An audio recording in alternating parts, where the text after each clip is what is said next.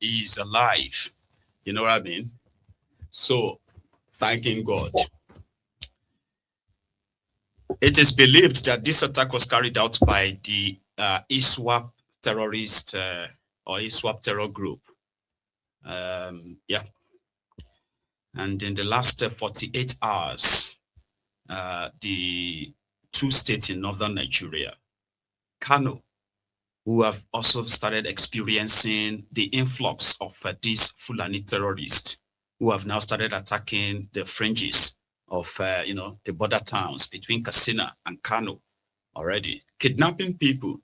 In fact, some of the locals themselves have become so enraged that they have started hunting the supposed Fulani terrorists as well. So it's getting kind of like busy up there. So in Kano, the Gandola, the Babariga Mobile Banking CEO of Kano, remember him, Gandola, decided that he was going to set up a private ISBA security group because they can't really trust the ANPP government of Kano to set up the security for Kano State, the forest guard or something. An arrangement that is supposedly between the state and the federal government of Nigeria, that, the locals will supply the needed personnel for the, forest guards that Tinubu announced early in the year that, okay, now they're going to start forest guard. And they were supposed to have started since, I believe, since April or thereabouts. Anyway, so Gandola believed that this is a direct way of harming some youth that will eventually be used or useful during their election. I don't know how he got the audacity from. They started recruitments to the point that the state government had to go up, like they had to go to war with him.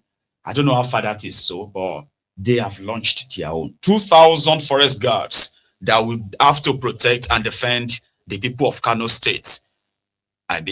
They also have ISBA, by the way, the Islamic police of Kano, all right? But these ones are forest guards. Their job is to go after the bandits, they call them, but they are Fulani terrorists.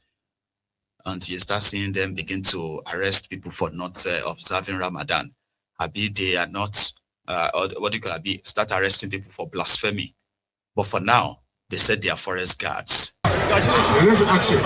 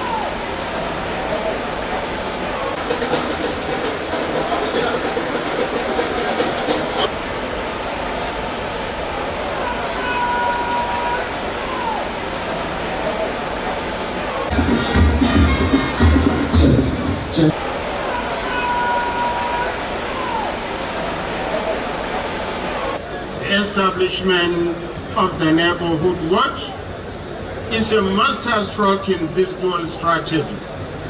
Firstly, it makes us safer. We are professionalizing our community security approaches to decisively confront the security challenges threatening our borderlands. Secondly, it provides dignity and purpose. With the graduation of over 2,000 of you today, we have formally taken over 2,000 young men and women off the streets and placed them onto the front lines of civil service. You are not just securing your communities, you are building a career, earning a livelihood, and becoming role models for the next generation by the grace. You get it? So they are called Neighborhood Watch, who are to help protect the border line, I've been at the border towns or the forest. The ones in Niger State, that one is even extra. All right. They were doing their own graduation, and at the same time, they were doing shooting targets or something. I've been at target shooting. This was the Niger governor and their own neighborhood watch, be forest guard. No, camera.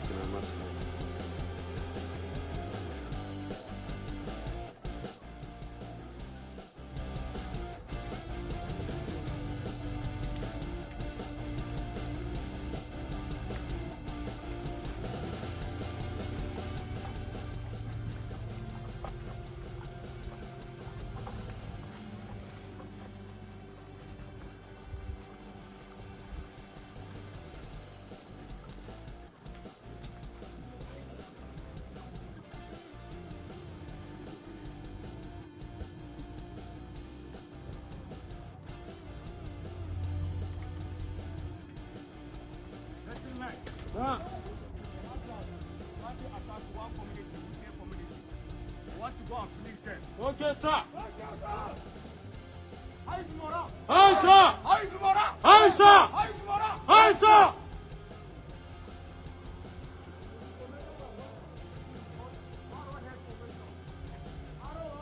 Formation. Advance.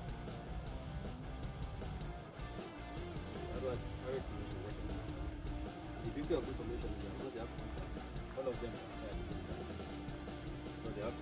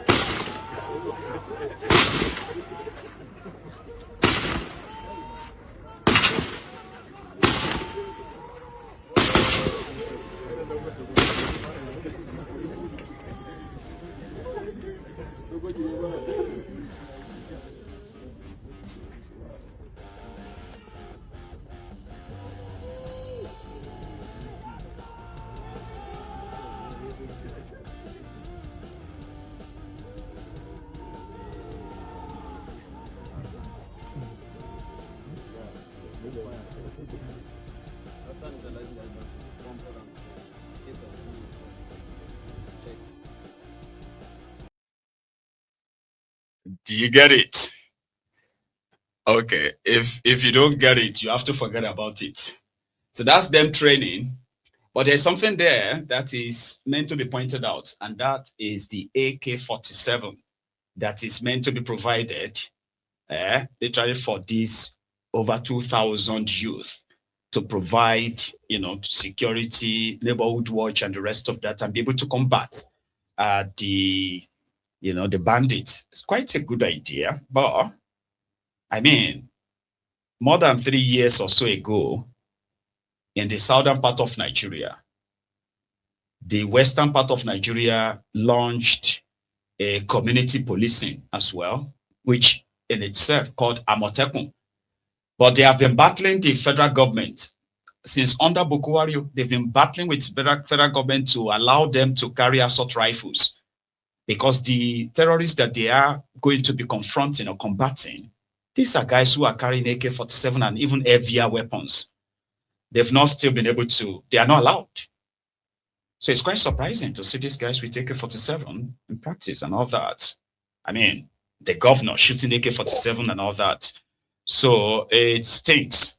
Even the people that claim to have started Ebubeagu in the eastern part of Nigeria, I don't even know if they're allowed to carry kondo, thick, because it's going to be like, no, you can't allow 2,000 youth in Imo State to have guns. So you can't allow 2,000 young people in Abia, 2,000 in this, 2,000 in that. That's like 10,000 young, able-bodied youth trained in combating and then given AK-47. No, that's dangerous to Nigeria.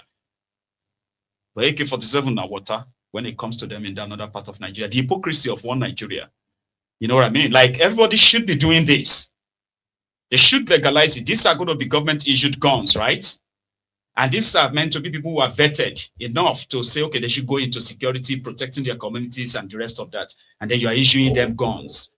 But we are dealing with the part of Nigeria that's got control of, weapon of mass destruction.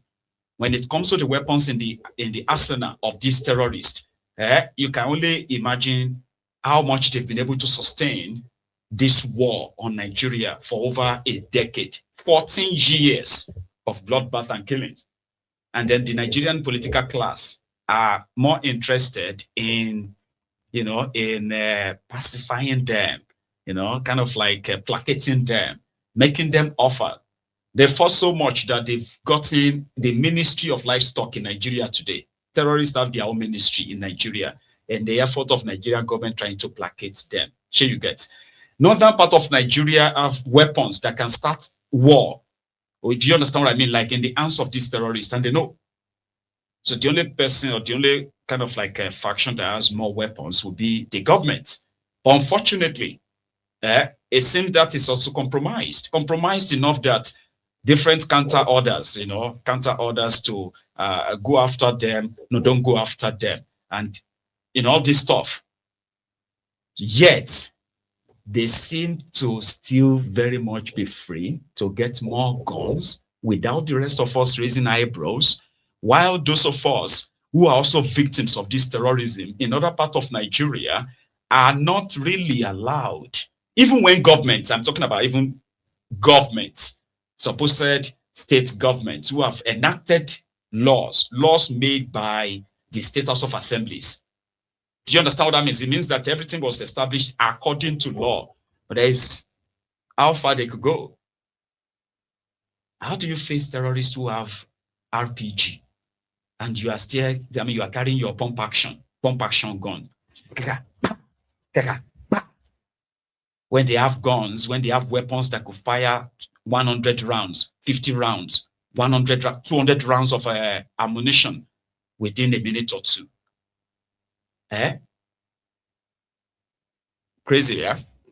But the youth in Kaduna, they are more busy rather than, do all this we are talking about. They are busy chasing one of theirs, a lawmaker that decamped from PDP to go and join APC. Allegedly, got waylaid in Kaduna, and then this happened. Now, their lawmaker that they beat so.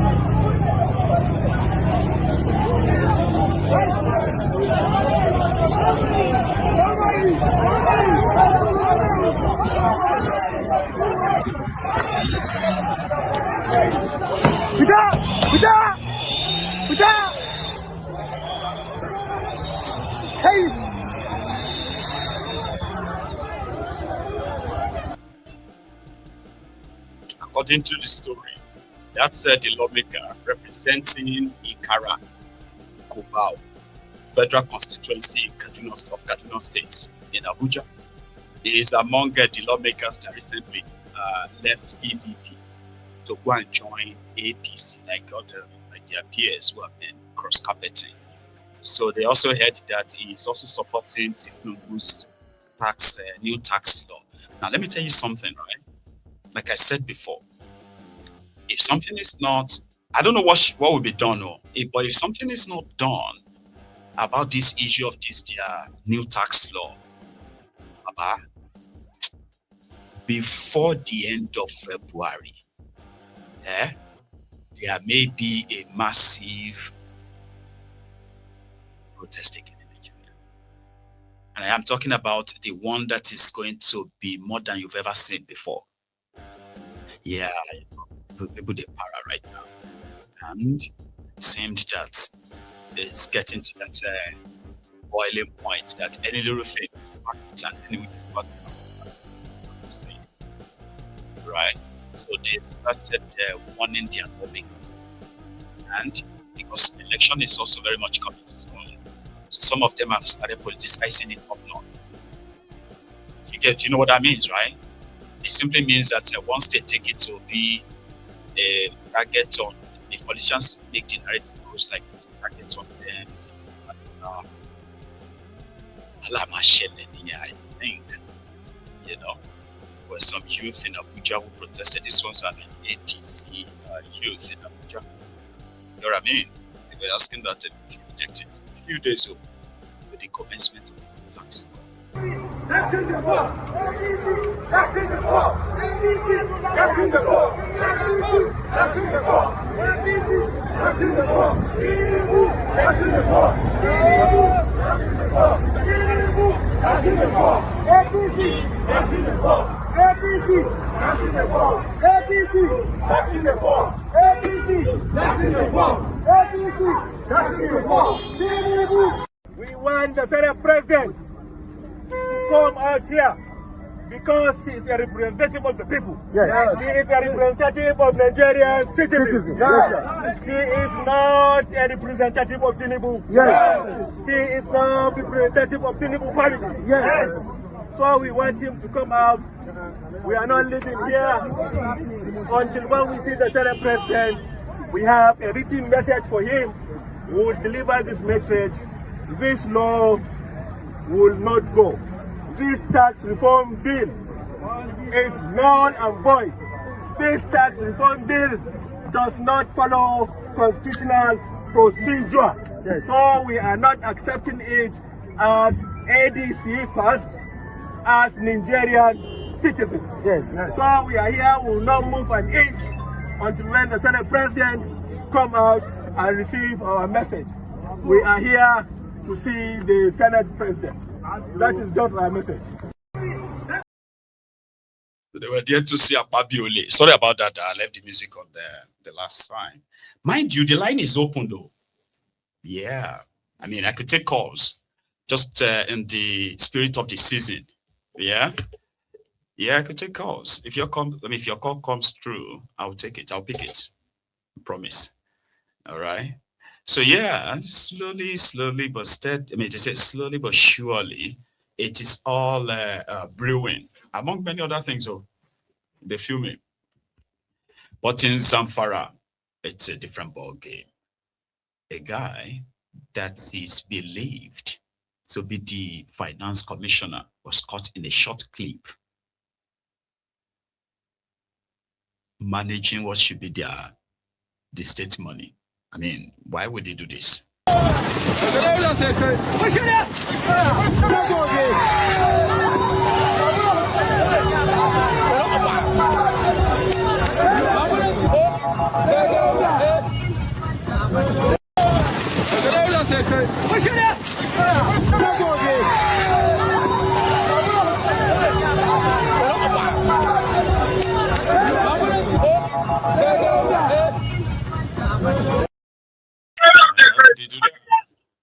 See, I've got a caller on the line.